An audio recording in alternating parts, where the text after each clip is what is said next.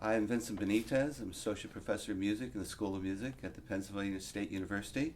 And I'd like to welcome today Dr. Walter Everett, who's a Professor of Music Theory at the School of Music at the University of Michigan.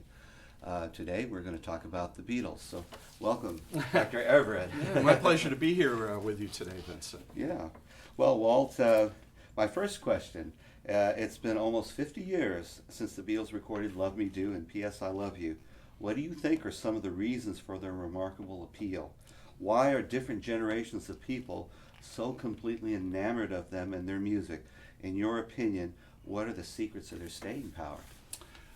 There'd be many reasons. In fact, there'd be probably as many reasons as there are different listeners. There would be many cultural reasons. The Beatles arrived on the shores of the States in January '64 over the radio waves, and then in February '64 on television, swept this country and the world for the next 6 years.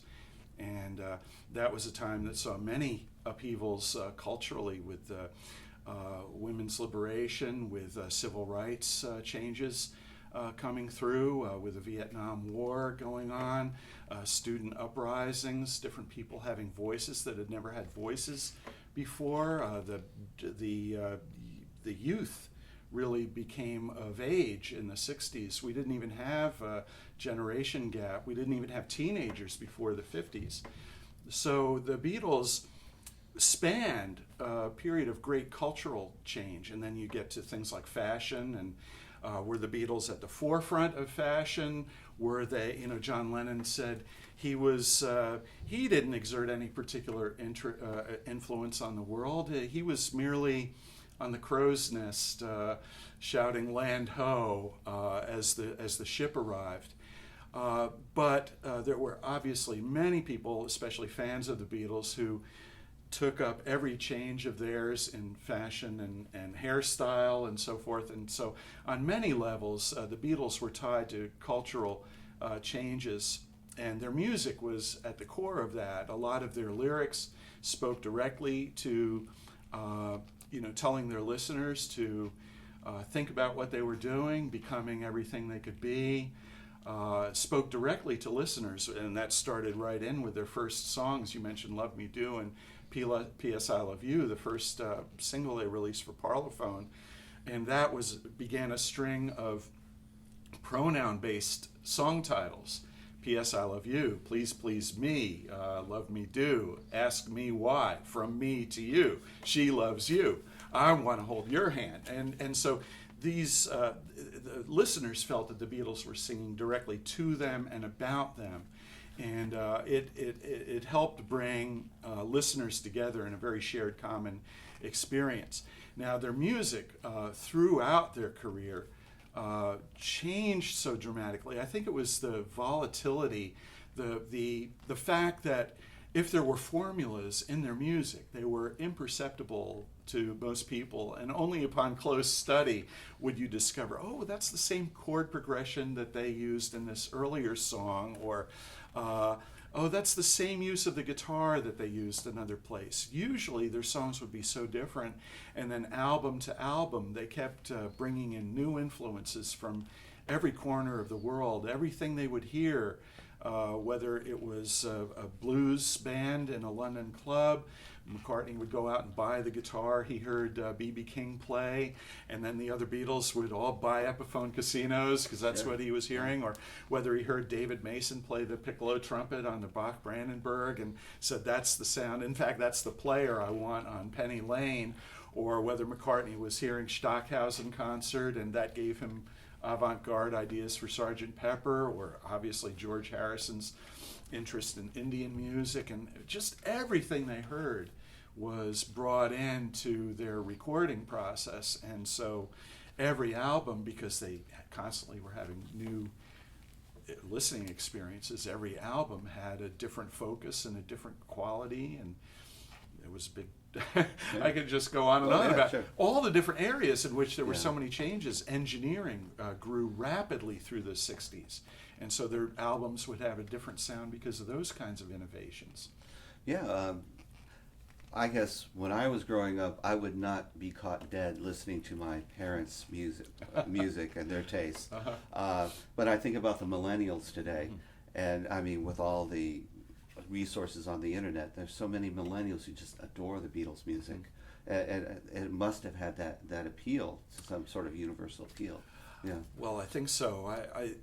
You might say that Rock Band brought a big new influx of Beatles fans onto the scene a few years ago, but almost not really. I can't remember a time, and I've taught at the university level for 22 years now. I can't remember a time when I would play a passage from this or that Beatles song, and somebody in the room wouldn't know exactly what song it was, and everybody knew some Beatles songs. So they have had staying power. It hasn't ebbed and flowed at all. So do you think, let's say with the death of 50s rock and roll when Elvis went into the army, Little Richard quit rock and roll to find Jesus, the unfortunate situation with Jerry Lee Lewis, and then the day the music died with Buddy Holly, the Big Bopper, and Ritchie Valens. And then we get the teenage idols like Frankie Avalon and Fabian. And then you get this insipid pop music in the early 1960s. And the Beatles come to the United States. And then in this, I love this this documentary, British Rock, The First Wave. And Michael York says the Beatles brought America's music back home to Americans. Sure. So, Chuck Berry and Little Richard being heard in ways they'd never been heard before. Motown music coming through in various ways, large and small, in the Beatles' music. It was very much American based, and the Beatles toured with Roy Orbison among their first headline tours in early '63. They had favorite American artists. The Brits that they pulled from were Cliff Richard and the Shadows were pretty much it, and it was their guitar playing that they fastened onto there. There wasn't a whole lot of British music beyond the skiffle with which they first started that inspired them. But this rock music that sort of died away in the States, they kept as a big part of their sound, their cover versions and their beginnings of their own composition. Yeah. Well, let's turn now to John and Paul as songwriters. Rightly or wrongly, scholars often characterize Lennon as the better wordsmith, the better lyricist, and superior to McCartney in terms of overall musical substance. And then McCartney is the better musician, the better writer of melodies, chord progressions. And then we have later on Yoko Ono characterizing John as Mozart and Paul as Salieri. Could you please comment on that? That's a very big area, obviously. John and Paul started together writing nose to nose, and many of their early compositions I can't point to as, oh, that's Paul coming through there, that's John coming through there in terms of melody and harmony. Now, you can point to some of those same ideas coming back later. For instance, to get a little technical, the song In My Life, very much a John Lennon composition, at least the way he tells the story, but it has a chord progression from a major 4-chord, or a major 2-chord to a minor 4-chord, which is something previously heard in the song She Loves You, which was very much a joint composition. And there are things like that. There are little emblems in the very much joint compositions that come back later in very much solo compositions, but you don't know if that means, well, that's always been John's, or it could be something John learned from Paul. Generally, Lennon writes chord relationships that are a little more far out, pushing the edge, more imaginative, don't fit the mainstream. So in the introduction to the song If I Fell, very unusual to have an E-flat minor chord go to a D major chord to a D-flat major chord. Very, very strange progression. And yet, it makes all the sense in the world if you're trying to get across the idea of being tentative, not being sure you want to enter a relationship. It's the perfect musical analog to that that feeling of holding back. And it's not goal-directed, it's very ambiguous and loose, and it makes sense. And it's probably a progression Paul McCartney would not have written. Paul McCartney became an incredible music craftsman, and I think some of that has to do with the training he got from his father, who was a dance band leader in the 20s and 30s, and Paul learned a lot about piano. He said he learned a lot about vocal harmony from the voicings his father would teach him. But I attribute his growth as a contrapuntist to his having the highest voice in the Beatles and his playing the bass line. And he carried the outer voice structure of the song in everything they played, whether it was his song or John's song or George's song. He carried the outer parts, which are the parts that the ear focuses on most easily. And he felt, and in listening to other artists, that those are the parts that he gravitated to. And he was always working at coming up with a more interesting bass line, which is something Lennon couldn't have been bothered with. As far as the lyrics go, I think it's probably true that Lennon's lyrics,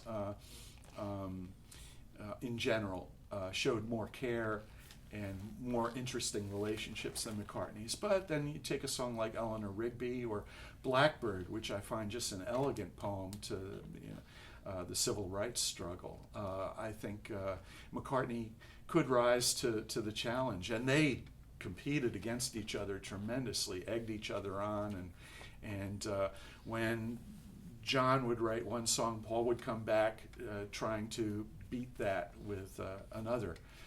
So it's a very interesting relationship between John and Paul, the way they pushed each other and learned from each other. Yeah, John writes Strawberry Fields, Paul responds with Penny Lane. Instantly. Even though the idea of writing a song about Penny Lane originated with Lennon, because his song In My Life, in the draft, you see he's got a reference to the bus lines that would go through past the tram sheds in Penny Lane, and he didn't use that verse in My Life, but it was, Paul must have been aware that John was thinking about doing a song about Penny Lane. So when Lennon went back to his Liverpool childhood for Strawberry Fields, McCartney came right back with Penny Lane. Yeah. Well, let's continue on this topic. The subject of Bob Dylan. That when the Beatles meet Bob Dylan, and Dylan says, "Your songs don't mean anything. They don't say anything," and that affects John. John is quoted as saying, "Oh, the early songs, that's me being some other guy, and now I'm being myself." Could you care to comment upon that's the very influence true. of Dylan? That's very true. I think the song "I'm a Loser" is probably pointed to as the watershed of Lennon really writing about himself in a personally meaningful way, and his use there of the acoustic 12-string, I think, comes very much from the folk tradition, and his next song in that vein, "Help," he brings out the acoustic 12-string for recording the song "Help" as well. Dylan was the one folk artist that they knew closely. So although Odetta and Leadbelly had played an acoustic 12-string, Dylan did not play a 12-string. But it's that in that tradition that Lennon felt somehow comfortable singing about himself, and he was egged on in similar ways by others. He was told, "Well, all you ever do is love songs. Can't you do something more personal?" And then, of course, Yoko pushed him. Everything you do is rhythmically four square. Can't you do something interesting with the harmonic rhythm? I don't know what words she put to it, but in those ways, she pushed him in directions he hadn't explored otherwise. But Dylan, when the Beatles heard Freewheeling in Paris in January '64, they were hooked as Dylan fans, and no one more so than Lennon, although, of course, Harrison became very close to Dylan, visited him in late '68, and that really helped George as a songwriter. He brought All Things Must Pass and other songs. His song Long, Long, Long is really a sideways hearing of Dylan said, "I'd Lady of the Lowlands." So Harrison became very interested in Dylan. Dylan was an important influence on George later on, but Lennon was drawn to him right from the first hearing. Yeah, so we see Dylan on the concert for Bangladesh, and then the Traveling Wilburys. That's right. Yeah, later That's on. right. Yeah, They became inseparable. yeah, and sometimes, too often, in my opinion, is that somebody is always left out of the mix when we talk about the Beatles, and that's George Harrison. Yeah. He's often overlooked, I think, as a songwriter and musical force in the Beatles. Do you think that George equaled John and Paul as songwriters by the time of Abbey Road? Or what do you think are some of George's... The song "Something" on Abbey Road is a masterpiece. It Yeah. is definitely one of the finest songs that any Beatle ever wrote, before or after the group's breakup. George's output and the quality of his output was limited, but he was a great contributor in other ways other than contributing song compositions. Right from the beginning, he injected an interest in modal relationships as opposed to more standard tonal Western scales. He brought in Aeolian and Dorian qualities very early in his playing, even before the Beatles started recording.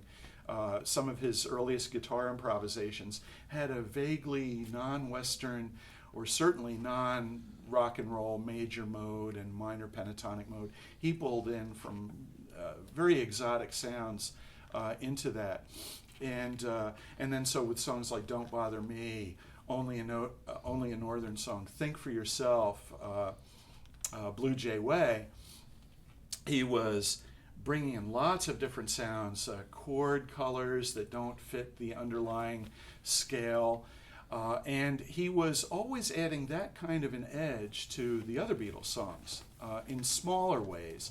So, for instance, in "She Loves You," it's all very much a John and Paul song, very much in the major mode, with a little bit of mixture from parallel minor. If I had a piano, we could demonstrate some of this, but maybe somebody could add afterwards. But the key thing is that George would bring a different quality to that. So his little minor pentatonic licks on the guitar, he just paints in the corners of songs where he's not the principal contributor. He will add something to it in a small way that totally changes the balance of the song.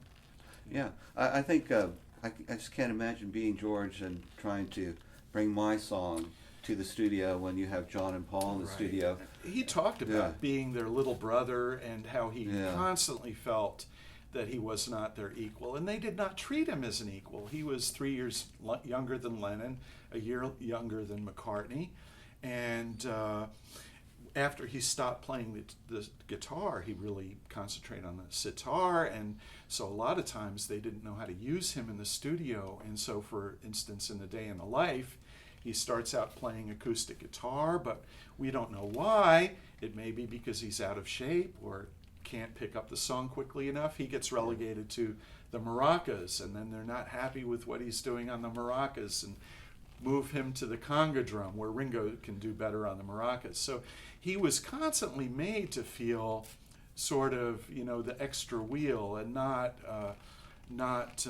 up to Lennon and McCartney standards. And when he would bring a song to the sessions, it was last minute or not done at all. And he felt lucky, I think, to have 4 songs on the White Album. That was a major increase in his contribution to the song composition there.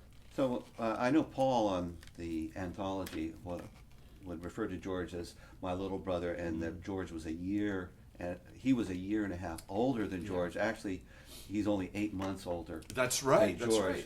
That's right. From June to the following February. Right, and then George quipped, "I'm always his little brother," and then there's the famous scene in "Let It Be" where they have a row. Yeah. I guess Paul was very demanding and said, "You play it like this," and George says, "Okay, I'll play it the way you want it, or I won't play it at all." And George walked out for 3 days. So that wasn't the argument that precipitated his walking out. We don't have on film the argument that precipitated George's quitting for 3 days, but he relented and came back. But there were a lot of those kinds of tensions. Ringo had quit during the making of the White Album. He felt that he was not being treated very well, and yeah, George made a go of it. He was constantly trying to compete and keep up with the others.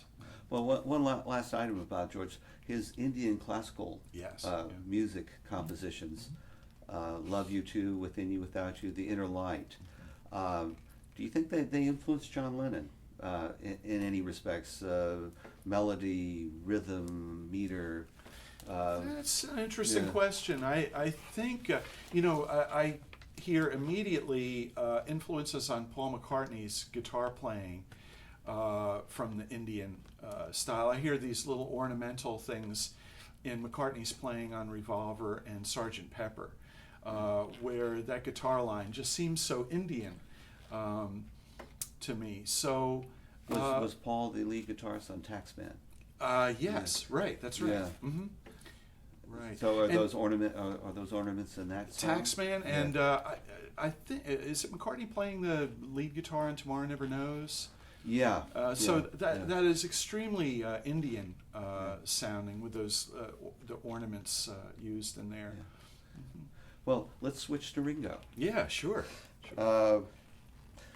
I guess many people consider Ringo the luckiest man alive when he replaced Pete Best. He had to be. He'd been working hard for 4 years or so Yeah. as a drummer, but obviously to be handed that job on the eve of the Beatles' recording career. Sure. It So, was all kidding aside, what do you think are Ringo's contributions to the Beatles? Oh yeah, he as a timekeeper, he was wonderful, but his drumming brought much more than that. And it wasn't, it starts out, his drumming was very close to Pete Best, the same sort of backbeat pattern, the use of the bass drum, the hi-hat, and the snare were very similar to Pete Best, but very quickly he developed new patterns and contributed his own ideas. And follow the crash cymbal in Ringo's work as a Beatle, because at first it's very, very spare. Then he will use the crash cymbal to introduce a new section of a song, and then he will use the crash cymbal to articulate high points in a song. So that it's fascinating to follow his cymbal work. Sometimes he would overdub hi-hat on top of an already completed instrumental track just to bring some more cymbal sound into it. His use of tom-toms is probably where he excelled. He called himself a left-handed, right-handed drummer because he was basically left-handed, but he played a kit set up as a right-hander would play it. And so he would lead with his right hand going down the toms. He generally had one rack tom and one floor tom, and would move from the rack tom or the mounted tom to the floor tom. But his hands would be kind of awkward for that, so he would come up with fills on the toms in between songs that had a distinctive style that no other drummer did. And then he got really, really careful with the tonal qualities of his drums. He would muffle the drums. He would use tea towels on this or that drum to get a different level of reverberation coming off the drum. He would take the front drum head off of his bass drum. He would put blankets in there to get different qualities of sounds, and he would tune his drums differently, so that when he came in to do take 4 of A Day in the Life, he had tuned his drums down so that they sound really slack and lugubrious in a way that just fits exactly the quality of tone that Lennon is getting across with the lyrics, the mystery and the nightmarish quality, all come through in the toms that you don't hear in Ringo's first take of the drums, where he's happily working the snare to kind of get a militaristic sound. He totally changes that. So sometimes listening to the outtakes, listening to the way Ringo progresses in his hearing of what he wants to bring to a song through different stages of its recording is fascinating. McCartney says, "We always told Ringo what to play."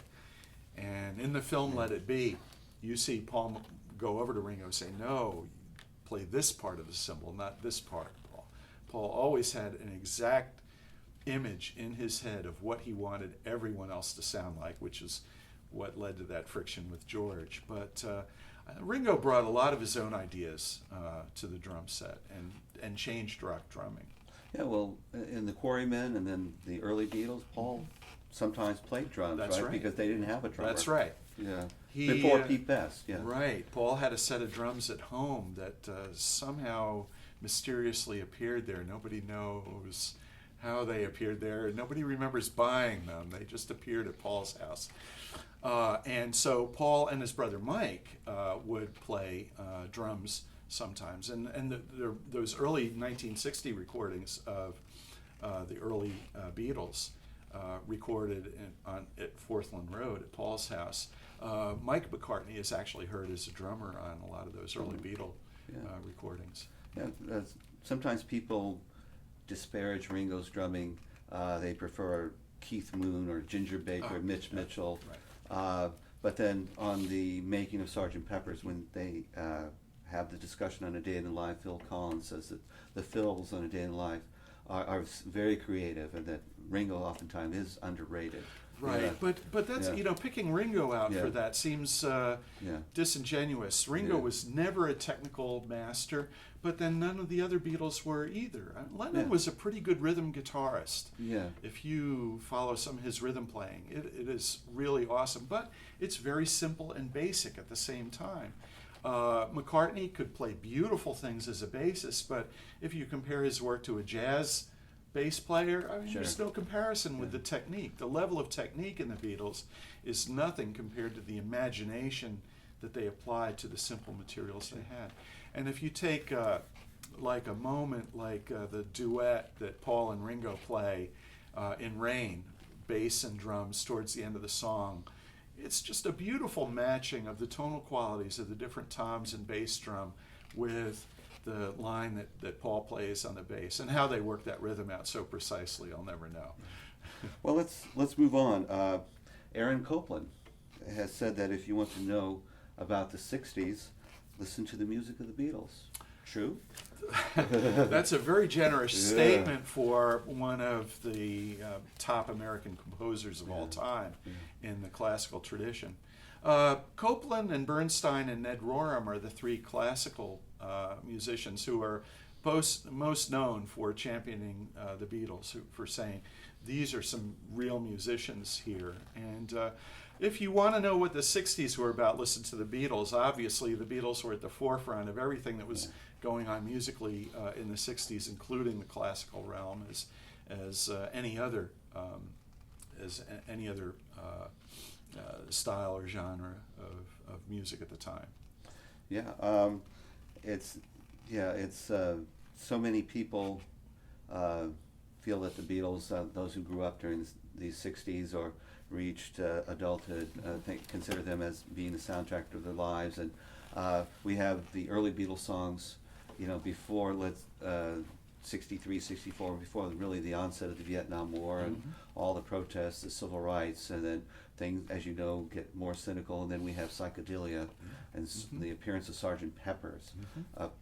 Possibly a lot of people consider Sgt. Pepper's as being the greatest album ever. Do you share that opinion? You have an encyclopedic I will knowledge be happy to share that opinion.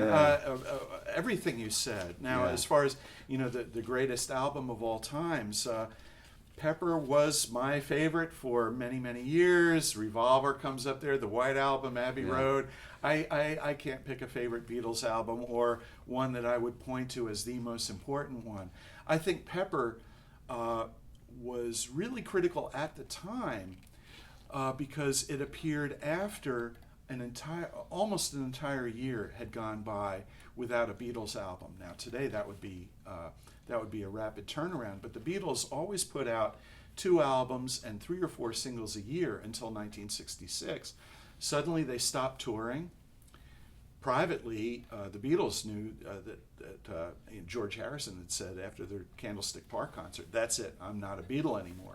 Touring was hell for them, and there were just so many things about being a Beatle that they hated. They went their 4 ways that autumn. Instead of recording an album at the end of '66, Paul went to Africa, Kenya for a safari, and George went to India to study sitar. Ringo was a homebody; he stayed home. But Lennon went to Germany and Spain to film How I Won the War for months, and so the Beatles had gone their separate ways, and the rumors were going wild. Have the Beatles broken up? Are they done for? And they started recording Sgt. Pepper, and Epstein, their manager, pleaded with George Harrison for some songs that could be released, and that's how Penny Lane and Strawberry Fields Forever became a single instead of parts of the Sgt. Pepper album. But it was still another 4 months after that single came out before Pepper was released in June of '67, and so it was the great period of anticipation, and it was still yet another quantum leap in terms of the things they were interested in, the musical experience that Pepper brought, and then of course the cover being so unlike anything in rock music. It was just a dramatic album to be released at the time in many, many different ways. Very striking in many different ways. And of course, the sounds, the psychedelia of Lucy in the Sky, and the people had to ponder a day in the life. It wasn't a dance song, you know. So in just so many ways, it took people off guard, and it was hard to get a hold of, hard to wrap your head around Sgt. Pepper when that came out. So there are a lot of reasons for people who were there at the time that album stands out as really significant and very, very different. But in context, when you know the whole Beatles history, you can point to any album, even Help, but certainly anything after Help, as a great change, a great stride forward, and something different, and somebody's favorite Beatle album. Yeah, I just find it surreal to have a cover with a pop group dressed in Edwardian costumes, and they're from the 1960s, and supposedly a rock band. That's right, always at the forefront really of everything, and suddenly yeah. they were going back to 1905. Yeah. And also, there were Madame Tussauds wax statues of the Beatles as they looked in 1964. So this was part of Lennon's always wanting to remake the Beatles and start, the count off at the beginning of Revolver harkens back to the beginning of their first album. The count off for I Saw Her Standing There suddenly becomes warped and very trippy in the beginning of Taxman, and Mark I is just a lifelong thing for John Lennon, right up to starting over. Yeah. Well, I'd like to turn now to the Beatles' solo careers. The Beatles are still with us via their solo careers too. All four of them had solo careers. Obviously, Paul McCartney was the most successful from a commercial standpoint. Could you care to comment upon John, Paul, George, and Ringo, and what they did after their hit with the Beatles? So Ringo was the surprising, out-of-the-box first big hit solo artist, probably because he was suddenly in the spotlight. He'd always had one song on an album that was his showcase, and it came out of their live show. They had, in fact, in the band he was in before the Beatles, he was drummer for Rory Storm, but they had Ringo Star Time when he would have a number that he would sing, and he always did that on stage with the Beatles, whether it was Boys or Act Naturally. He had his number that gave the other singers a rest and brought him to the forefront. And every album had a Ringo song. In fact, on Sgt. Pepper, With a Little Help from My Friends was the last song recorded because they realized they didn't have a song yet that Ringo sang on, and he got that. And I like to think of Good Night on the White Album as the only possible sound that could follow Revolution 9. Yes. And so when Ringo put out Sentimental Journey, and then other, his first few albums were big mega hits, and he had singles that were #1 singles before Lennon and McCartney and Harrison had that kind of glow about them. But Harrison was also a surprise as a figure in the shadows of Lennon and McCartney. He brought out a 3-album set. One of those 3 was basically a jam session, but the first 2 were full of songs that the Beatles had rejected here and there, and other songs that he'd been holding on to for a couple of years. So he burst out with a beautiful collection of new songs, and All Things Must Pass, that not only was strong compositionally, but he brought friends like Eric Clapton to play, and had Phil Spector do production work for him. Badfinger played acoustic guitars on there. Billy Preston was playing with him. So it was a fantastic group of people, and started George's career with a high point that I don't think he reached again. 33 and a Third from 1976 was a pretty popular album, and Cloud 9 I think is a really stellar album that has some great tracks on it that really point back to the Beatles days. So that's a fun album to listen to. When We Was Fab. When We Was Fab, Yeah. yeah. And Fish on the Sand, I love that. Love that song. He brings out the Rickenbacker 12-string for that, and you hear Hard Day's Night all the way through there. Lennon had a very strong career until he stopped in 1975. His first real solo album after the experimental albums that he put out with Yoko, The Two Virgins and Life with the Lions, his first real solo album, Plastic Ono Band, is the deepest, most personal, introspective statement that any of the Beatles ever made, either single song or entire album. Of course, he was going through a horrible situation in trying to discover who he was, as he did a few times with the Beatles, including during the writing of Strawberry Fields Forever, after it seemed to everyone else and a little bit to him that maybe the Beatles had broken up. Well, they really had broken up in 1970, and so his first statement from that is, a very deep soul-searching, an understanding of the different parts of his psyche. I mean, he went back to his mother's death and his father's leaving him at the age of 3, and poured all the way through his life in that album. And I don't think he ever made a statement as deeply personal as that again, but his albums after that always were very individualistic. The song Imagine couldn't have come from any other Beatle or anyone else. So, like I say, he had a pretty strong career putting out albums, Mind Games and so on, through Shaved Fish, and the other songs that he'd done through 75. And then he disappeared for 5 years, only to come out with Double Fantasy and Milk and Honey, the outtakes from that album. That it was just great to hear him back in action again. Very, very strong, and playing with a great group of people. So that leaves McCartney, who has, how can you characterize what McCartney has done as a solo artist? He's been extremely prolific. He's always been productive. He can't get off the stage. He is the entertainer of, that 50, 60-year period. There's nobody who has the end for being on stage and entertaining people like he does. So he's constantly turning out new work, and of every conceivable kind. He is always exploring new different things. Most recently a ballet a year ago, and now this album of standards of Irving Berlin and Harold Arlen songs that he doesn't even perform an instrument on. It's a brand new thing, and McCartney is always doing something new. A lot of forays into the classical world for lots of different forces, and he was always adapting to styles. He had a disco album when that was the thing, and you can hear a little punk in the late 70s, early 80s. But he always very active, and always lots of different things coming out. I find it amazing that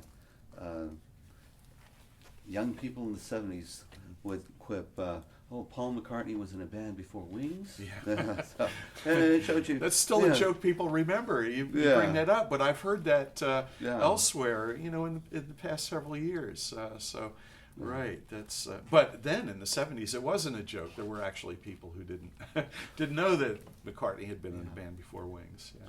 So I'd like to close the interview by asking you, what are your 3 favorite Beatles songs and why? You don't necessarily have to rank them, but what are your 3 favorite Beatles songs? My 3. Okay, 3. That's a much better question than asking me what's my favorite Beatles song. Sure. But okay, so let's say let's see. I'll name them first, and then we'll talk about why. So, you tell me if I get past 3. Okay. She Loves You. I Want to Hold Your Hand. Hard Day's Night. If I Fell. I Should Have Known Better. Ticket to Ride. Help. We got more than Yesterday. We Can Work It Out. Day Tripper. Got to Get You Into My Life. Have I gotten to 3 yet? Strawberry yes. Fields Forever. Penny Lane. A Day in the Life. It's so hard to choose 3.